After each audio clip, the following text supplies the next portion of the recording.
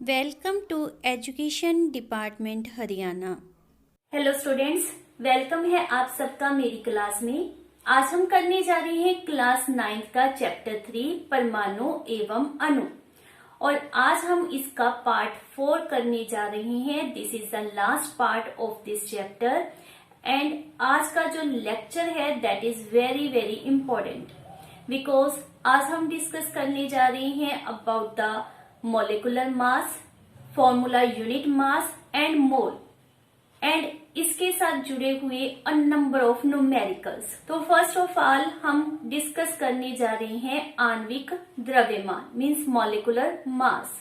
आणविक द्रव्यमान का मीनिंग क्या होता है? मीन्स अणु का द्रव्यमान। और अणु किससे बनता है? आपने पहले भी किया है, अणु परमाणु के समूह को कहते हैं।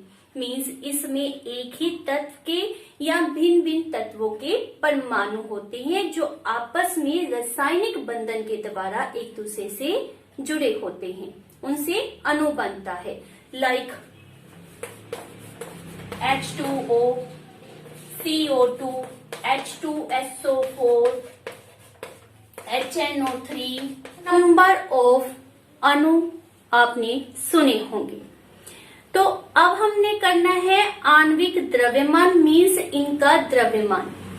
जब भी आपने आणविक द्रव्यमान कैलकुलेट करना होता है तो हम क्या करेंगे, इसमें जो परमाणु प्रेजेंट हैं उन परमाणुओं के द्रव्यमान को आपस में जोड़ देंगे। मीन्स किसी भी अणु का आणविक द्रव्यमान क्या होता है, उसमें प्रेजेंट सभी संघटक परमाणुओं के द्रव्यमानों का योग। फॉर एग्जाम्पल हमारे पास H2O, इसका आणविक द्रव्यमान पता करना है तो सबसे पहले आपको H तथा O का परमाणु द्रव्यमान पता होना चाहिए। H का परमाणु द्रव्यमान कितना होता है? 1U।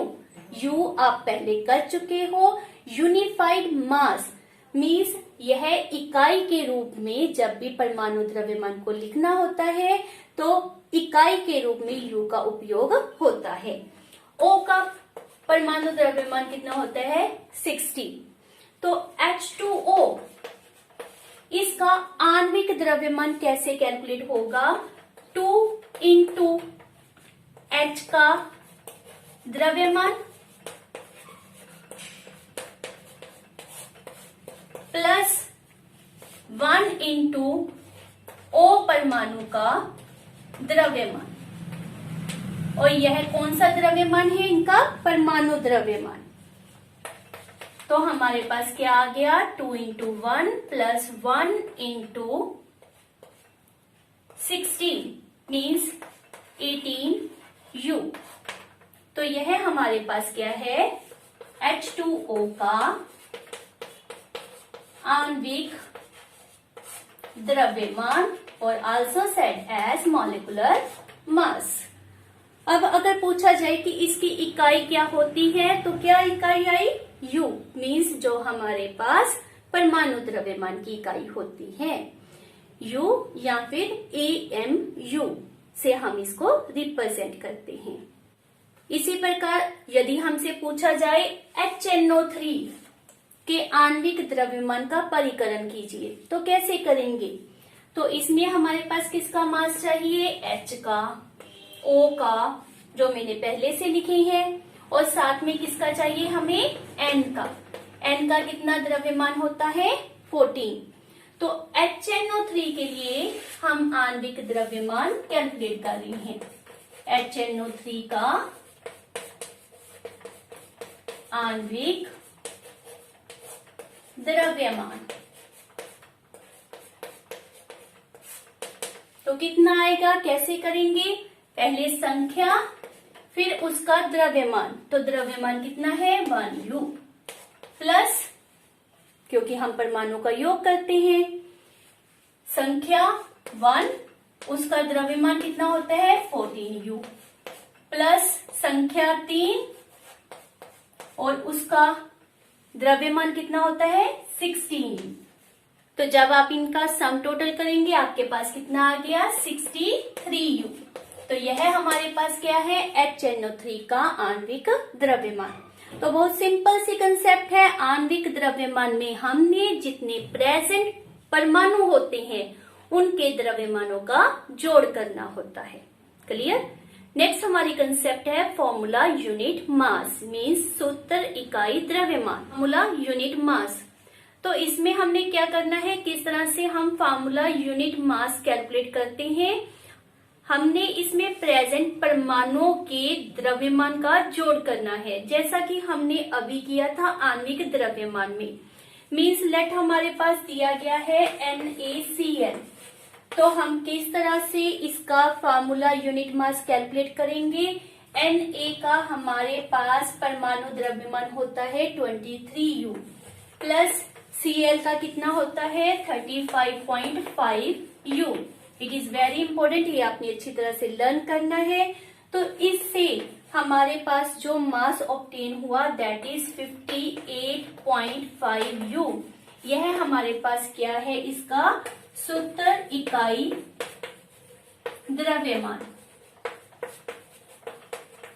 तो यह तो बिल्कुल कैलकुलेट करने का मेथड सेम है जैसा कि हमने आणविक द्रव्यमान में किया था। उसमें भी हम परमाणुओं के द्रव्यमान का जोड़ करते थे और इसमें भी परमाणु द्रव्यमान का जोड़ किया जाता है। तो फिर आणविक द्रव्यमान और सूत्र इकाई द्रव्यमान में क्या अंतर है। सूत्र इकाई द्रव्यमान टर्म तब यूज करते हैं जब हमारे पास फॉर्मूला यूनिट दिया जाता है। मीन्स जब आपके पास दिए गए कंपाउंड में आयंस होते हैं, पॉजिटिव नेगेटिव, जैसे इसमें NaCl में Na positive Cl negative ions present हैं।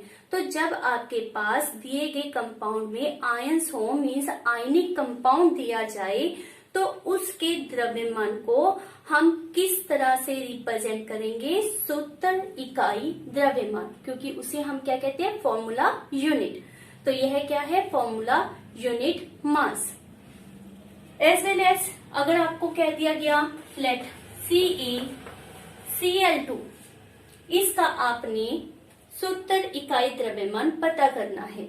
तो मेथड सी जैसे आणविक द्रव्यमान का था, कैल्शियम उसका हमारे पास द्रव्यमान कितना होता है 40U। अब क्लोरीन 2 टाइम प्रेजेंट है तो 2 करेंगे मल्टीप्लाई में, 2 इंटू 35.5, तो यह हमारे पास कितना आ गया 40U plus 71U, means 111U। तो रिजल्ट हमारे पास क्या आता है कि चाहे हमें आणविक द्रव्यमान कहा जाए या फिर फॉर्मूला यूनिट मास या सूत्र इकाई द्रव्यमान, दोनों की कैलकुलेशन का मेथड सेम आएगा, दोनों में वैल्यू सेम आएगी, लेकिन सूत्र इकाई द्रव्यमान की टर्म को तब यूज किया जाएगा जब आपके पास आयनिक यौगिक है।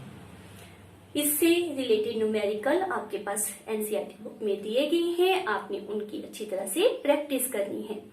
Now move to our next and important concept that is mole. तो अब हम कर रहे हैं कंसेप्ट अबाउट मोल। मोल जो शब्द है वह लैटिन लैंग्वेज से लिया गया है, from the word moles, MOLES, और उस शब्द का अर्थ होता है ढेर। मीन्स यहाँ पर पदार्थ में परमाणुओं का ढेर, अणुओं का ढेर, इस तरह से हम विचार कर सकते हैं जब भी हम मोल शब्द के लिए सोचते हैं। और यह शब्द फर्स्ट टाइम हमारे पास साइंटिस्ट ओस्टवाल्ड के द्वारा दिया गया था, और यह शब्द हमारे पास साइंटिस्ट ओस्टवाल्ड के द्वारा दिया गया था इन द ईयर 1896 में। एंड इन द ईयर 1967 में इसको यूनिट के रूप में, मीन्स इकाई के रूप में स्वीकार कर लिया गया। मोल ऑलवेज किस चीज को रिप्रेजेंट करता है, 1 mole means 6.022 into 10⁻23 particles, means कन्स, मीन्स कण। तो जब भी आप 1 मोल रिप्रेजेंट करते हो तो उसका मीनिंग क्या होता है, 6.022 इंटू 10⁻23 पार्टिकल्स। या फिर कण। ये कण एटम के भी हो सकते हैं, मॉलिक्यूल्स के भी हो सकते हैं, एज वेल एज आयंस के भी हो सकते हैं। डिपेंड करता है कि आपको क्या मेंशन किया गया है। यदि आपसे रेफर किया गया है 1 मोल ऑफ एटम, परमाणु, तो आपके पास यहां पर क्या टर्म आएगी? Atoms. Means 1 mole of atom में 6.022 इंटू 10⁻23 एटम्स होते हैं। सिमिलरली यदि आपको कहा जाए 1 मोल ऑफ मॉलिक्यूल, तो उसमें 6.022 इंटू 10⁻23 मॉलिक्यूल्स होंगे।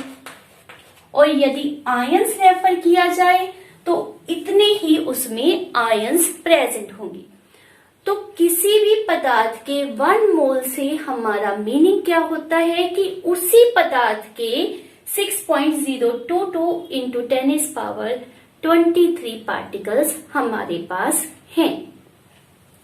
यह जो संख्या है इसको बाय एक्सपेरिमेंट्स कैलकुलेट किया गया and given us by a scientist Amedeo, and he was an Italian scientist.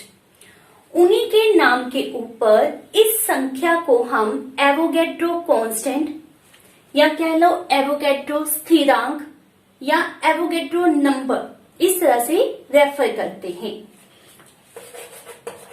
Avogadro number को हम एन नोट इस तरह से भी रिप्रेजेंट करते हैं ताकि हमें बार बार इस संख्या को ना लिखना पड़े। यह बिल्कुल वैसे ही है जैसे जब हम बात करते हैं 1 दर्जन की, तो 1 दर्जन से हमारा अभिप्राय क्या होता है कि उस पदार्थ के 12 पीस हमारे पास हैं, है ना। तो यहाँ पर 1 मोल का मतलब है कि इतने पार्टिकल्स हमारे पास प्रेजेंट हैं। जब मैं बात कर रही हूँ 1 दर्जन केलों की, तो इसका मतलब क्या है कि उसमें 12 केले होंगे। और जब हम बात करते हैं 1 mole of let's suppose hydrogen atom, तो इसका मतलब क्या होगा? 6.022 इंटू 10⁻23 एटम्स ऑफ हाइड्रोजन हमारे पास हैं। तो ये तो था उसमें कितने पार्टिकल्स प्रेजेंट होते हैं। मोल जो है वह हमारे पास सिर्फ संख्या को ही रिप्रेजेंट नहीं करता, एज वेल एज द्रव्यमान या कह लो मास को भी रिप्रेजेंट करता है। जब दर्जन की बात करते हैं तो 12 किलो का जो द्रव्यमान होता है वह ऑलवेज सेम नहीं मिलता आपको। मीन्स जब आपने पहले 12 केले लिए, 1 दर्जन उसको सपोज किया, तो उसका मास जरूरी नहीं है कि नेक्स्ट टाइम जो लिए जाएंगे उसके मास के इक्वल आए। लेकिन 1 मोल में स्पेशलिटी क्या है कि यह हमेशा एक फिक्स मास को ही रिप्रेजेंट करेगा। यह always represent a fix mass of particle. 1 mole of substance का मीनिंग क्या होता है कि पदार्थ के 1 मोल के द्रव्यमान को हम नाम क्या देते हैं? मोलर द्रव्यमान का, या you can say molar mass. और इसके लिए इकाई यूज जो करते हैं वह हम करते हैं ग्राम। जैसे हम प्रैक्टिकल लाइफ में ग्राम किलोग्राम में मेजरमेंट करते हैं, उसी प्रकार से ही किसी भी पदार्थ के मोलर मास को किस में रिप्रेजेंट किया जाता है, कौन सी इकाई यूज की जाती है, वो क्या होती है? ग्राम। जब हमने इसी चैप्टर में परमाणु द्रव्यमान किया था या आणविक द्रव्यमान आज के ही इस लेक्चर में हमने डिस्कस किया, तो उसके लिए हम इकाई कौन सी यूज करते थे? एटॉमिक मास यूनिट, और simply unified mass means you, इस इकाई को यूज करते हैं। परमाणु द्रव्यमान या आणविक द्रव्यमान के लिए ये इकाई उपयोग में लाई जाती है, जबकि मोलर द्रव्यमान के लिए इकाई कौन सी यूज करती हैं? ग्राम। तो देखने में ऐसा लगता है कि ये दोनों डिफरेंट मास को रिप्रेजेंट करते हैं, परंतु ऐसा नहीं है। हमारे पास जब परमाणु के द्रव्यमान को ग्राम में रिप्रेजेंट किया जाता है, परमाणु का द्रव्यमान, लेट्स सपोज हम हाइड्रोजन के परमाणु के द्रव्यमान को रिप्रेजेंट करते हैं, तो हम क्या लिखते हैं? 1U, है ना। और जब इसके मोलर द्रव्यमान को रिप्रेजेंट करेंगे तब हम क्या लिखेंगे? 1G। सिमिलरली जब आपसे रेफर किया जाए कि आपने ऑक्सीजन परमाणु के द्रव्यमान को लिखना है, तो क्या रेफर किया जाएगा? 16U। और जब ऑक्सीजन का ही मोलर मास मीन्स परमाणु द्रव्यमान आपसे पूछा जाए तो हम क्या लिखते हैं? 16U। मीन्स ये दोनों आपको सेम मिलते हैं। परमाणु द्रव्यमान या आणविक द्रव्यमान इक्वल टू क्या है हमारे पास? मोलर द्रव्यमान इन वैल्यू, लेकिन उनके यूनिट एक दूसरे से डिफरेंट होंगे। तो वैल्यू किस प्रकार से सेम आती है वह हम अब देखते हैं। तो हमारे पास AMU का मीनिंग क्या था? हमने क्या मेंशन किया था? AMU means 1/12 of mass of 1 atom of carbon. ये आपने पहले पढ़ा था। 1/12 of mass of 1 atom of carbon. और एक एटम ऑफ कार्बन का मास कितना होता है? 12/6.022 इंटू 10⁻23। ये डिफरेंट टेक्नोलॉजीज के द्वारा पता किया गया कि कार्बन के एक एटम का मास कितना होता है। Like the mass spectroscopy technique के द्वारा यह कैलकुलेशन की गई। तो हमारे पास यह जो वैल्यू है यह ग्राम में है। This and this cancel out. तो एक AMU equal to what? 1/, this number. इस नंबर को हम N0 से रिप्रेजेंट कर सकते हैं, तो यहां पर हम N0 ग्राम लिखेंगे। ये हमारे पास एक AMU की वैल्यू आई। उसके बाद हम बात करते हैं मोलर मास की। किसी भी पदार्थ का मोलर मास हम रेफर करना चाहते हैं, तो पहले हम रेफर करते हैं परमाणु द्रव्यमान। परमाणु द्रव्यमान।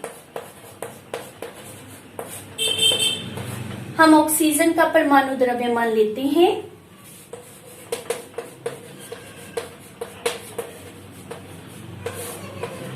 तो वह हमारे पास कितना होगा?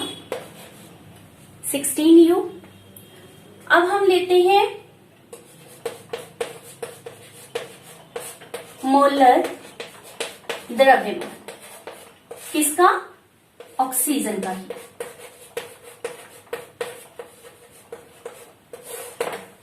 ये हमने पता करना है। तो हमारे पास यह किसके इक्वल होगा? 1 मोल ऑक्सीजन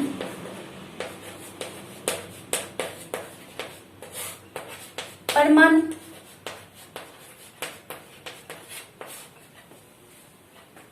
एक मोल ऑक्सीजन परमाणु एक ऑक्सीजन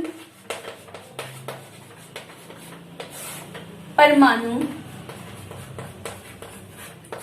का द्रव्यमान कितना होता है? मीन्स ऑक्सीजन का परमाणु द्रव्यमान, जैसा हमने पहले लिखा था, कितना होता है? 16U। तो 1 मोल ऑक्सीजन परमाणु का द्रव्यमान कितना होगा? 16U multiply 1 mole means N naught, means 16U into N naught. अब U का मीनिंग या कह लो AMU का मीनिंग हम रेफर कर चुके हैं, तो वो हमारे पास कितना है? 1/N note. साथ में यूनिट क्या है? ग्राम्स। मल्टीप्लाई किया N नोट से, तो आपके पास क्या आ गया? 16 ग्राम। तो जो हमारे पास ऑक्सीजन का परमाणु द्रव्यमान था, वही हमारे पास ऑक्सीजन का मोलर द्रव्यमान मीन्स 1 मोल ऑक्सीजन का द्रव्यमान प्राप्त हुआ। संख्या सेम लेकिन यूनिट डिफरेंट। इसका यूनिट U जब परमाणु द्रव्यमान देना होगा और इसका यूनिट G। तो हम क्या मेंशन कर रहे हैं कि जब आप परमाणु द्रव्यमान को ग्राम्स में रिप्रेजेंट करते हो तो उसे क्या नाम देते हैं? ग्राम परमाणु द्रव्यमान का। क्लियर? मीन्स जब आप किसी भी एटम, लेट सोडियम का परमाणु द्रव्यमान कितना होता है? 23U। उसको जब आप ग्राम में रिप्रेजेंट करोगे तो वह क्या हो जाएगा? उसका परमाणु द्रव्यमान की जगह पर मोलर द्रव्यमान। तो मोलर द्रव्यमान ऑलवेज माइंड में रखो, इन ग्राम्स आप रिप्रेजेंट करोगे। इसी प्रकार से ही आणविक द्रव्यमान। तो आणविक द्रव्यमान हमारे पास किसी भी अणु का हम सपोज कर लेते हैं। लेट्स सपोज हम वाटर की बात कर रहे हैं, तो वाटर का जो आणविक द्रव्यमान होता है वह कितना होता है? 18U। और जब आपने इसका मोलर द्रव्यमान लिखना होगा तो हम क्या लिखेंगे? 18 ग्राम। यह तो था 1 मोलिक्यूल ऑफ H2O का मास।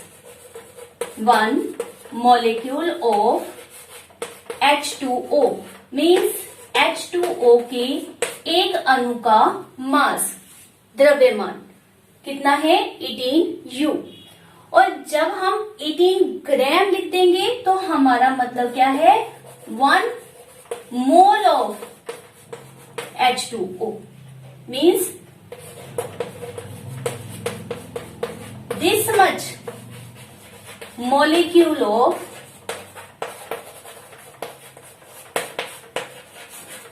H2O। इट मीन्स यह क्या आ गया हमारे पास? वाटर का molar mass.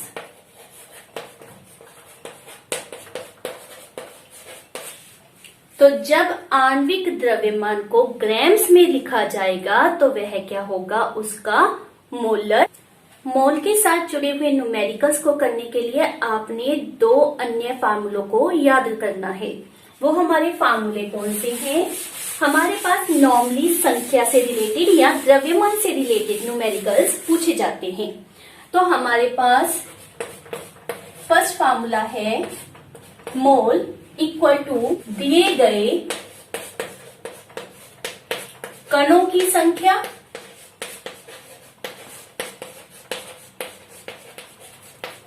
Upon Avogadro number, जिसे हम किस तरह से लिख सकते हैं? N नोट से। और दूसरा है द्रव्यमान से रिलेटेड, दिया गया द्रव्यमान अपॉन मोलर द्रव्यमान। और जो भी आज का यह मैंने टॉपिक करवाया, this is very important not only for the 9th level, for the +1 +2 यह टॉपिक आपको बहुत इंपॉर्टेंस रखता है, इसको आपने अच्छी तरह से लर्न करना है। Now we do the numericals. तो हमारा फर्स्ट क्वेश्चन है, निम्नलिखित में मोलों की संख्या का परिकलन कीजिए। उसका फर्स्ट पार्ट है 52 ग्राम्स हीलियम, ब्रैकेट में रेफर किया गया है, द्रव्यमान से मोल प्राप्त कीजिए। तो हमने क्या करना है, इस क्वेश्चन में हमारे पास द्रव्यमान दिया गया है और पता क्या करना है, मोल किसके, हीलियम के। और हीलियम का मोलर मास कितना होता है, 4। यूनिट क्या लिखेंगे इसके साथ, ग्राम, यू नहीं लिखेंगे क्योंकि हम किसकी बात कर रहे हैं, मोलर की। मोलर द्रव्यमान को हम किस तरह से रिप्रेजेंट करते हैं, विद द हेल्प ऑफ जी। मोल का फार्मूला हमारे पास क्या दिया गया था, दिया गया द्रव्यमान अपॉन मोलर द्रव्यमान। तो दिया गया द्रव्यमान आपके पास कितना है, 52 ग्राम, और मोलर द्रव्यमान कितना है, 4, और इससे हमें क्या प्राप्त हो जाएगा, 13। तो यह हमारे पास क्या आ गए, हीलियम के मोल। नेक्स्ट आपके पास क्वेश्चन है 12.044 इंटू 10⁻23 हीलियम परमाणुओं की संख्या, कणों की संख्या से मोल प्राप्त करें। तो हमारे पास दूसरे फार्मूले को यूज करेंगे, उसमें हमने क्या मेंशन किया था, दिए गए कणों की संख्या 12.044 into 10⁻23 upon Avogadro number 10⁻23, 10⁻23 cancel out. ये आपको पता ही चल रहा है 6 इंटू 2 मीन्स इस टर्म को अगर आप 2 से मल्टीप्लाई करोगे तो आपके पास 12.044 आ जाएगा। तो यह हमारे पास क्या आ गया, 2। तो there is 2 moles of helium. Clear. Next हमारा ऑपरेशन है 0.5 मोल N2 गैस, अणु के मोल से द्रव्यमान। तो यहाँ पर हमारे पास 0.5 मोल किसके दिए गए हैं, N2 के, और N2 का जो मोलर द्रव्यमान होता है वह कितना होता है, 14 + 14 मीन्स 28 ग्राम। हमने पता क्या करने हैं, द्रव्यमान को। अब आपके पास द्रव्यमान दिया नहीं गया, आपने कैलकुलेट करना है। फार्मूला यही रहेगा, द्रव्यमान बराबर मोल इंटू मोलर द्रव्यमान। तो द्रव्यमान इसको हम स्मॉल m से रिप्रेजेंट कर रहे हैं, बराबर है मोल, इसको हम स्मॉल n लिख रहे हैं, मल्टीप्लाई विद मोलर द्रव्यमान जिसको हम कैपिटल M लिखेंगे। दोबारा सुनिए, स्मॉल m मास के लिए, द्रव्यमान के लिए जो हमने कैलकुलेट करना है, स्मॉल n मोल्स के लिए, कैपिटल M मोलर द्रव्यमान के लिए। तो 0.5 इंटू 28, तो यह हमारे पास कितना आ जाएगा, 14 ग्राम। सेकेंड क्वेश्चन, तो सेकेंड क्वेश्चन हमारे पास क्या कहता है, 0.5 मोल N परमाणु के, और यहाँ पर हमने द्रव्यमान पता करना है। तो यही formula, small m small n into capital M, यह आपने पता करना है। संख्या आपको 0.5 मोल की दी गई है। अब N परमाणु का द्रव्यमान कितना था हमारे पास, नाइट्रोजन के 14, तो यह हमारे पास कितना आ जाएगा, 7.0 grams. Third question is 3.011 into 10⁻23 n परमाणुओं की संख्या, और संख्या से आपने द्रव्यमान पता करना है। जब भी आपने संख्या से द्रव्यमान पता करना हो तो पहले मोल निकालने हैं। तो हमारे पास मोल का फार्मूला क्या होगा, दी गई संख्या अपॉन एवोगैड्रो नंबर, और इससे आपको क्या मिल गया, 1/2। अब हमारे पास इसी फार्मूले को यूज करना है, small m n capital M। यह हमारे पास 1/2 मीन्स 0.5 जैसे हमारे पास पहले आया था, इंटू कैपिटल M। अब किसके लिए है, परमाणुओं की संख्या के लिए, तो उसका मास कितना होता है, 14 इंटू 0.5 मीन्स यही कंसेप्ट क्या आ जाएगा, 7.0 gram. Next fourth question is 6.022 into 10⁻23 N2 अणुओं की संख्या। अब वहां से भी आपने द्रव्यमान निकालना है, तो पहले हम क्या निकालेंगे, मोल। 6.022 इंटू 10⁻23 ये आपको दिया था, अपॉन n0 वो भी इतना ही होता है।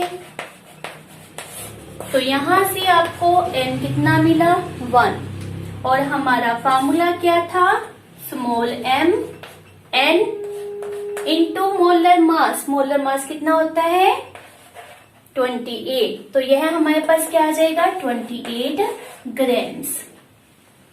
इस प्रकार से इन दो फार्मूलों को यूज करके आप a number of numericals related to the mole easily solve कर सकते हैं। सिर्फ माइंड में क्या रखना है कि दी हुई चीज परमाणु है तो परमाणु का द्रव्यमान लीजिए, दी गई चीज अणु है तो अणु का द्रव्यमान लेना है।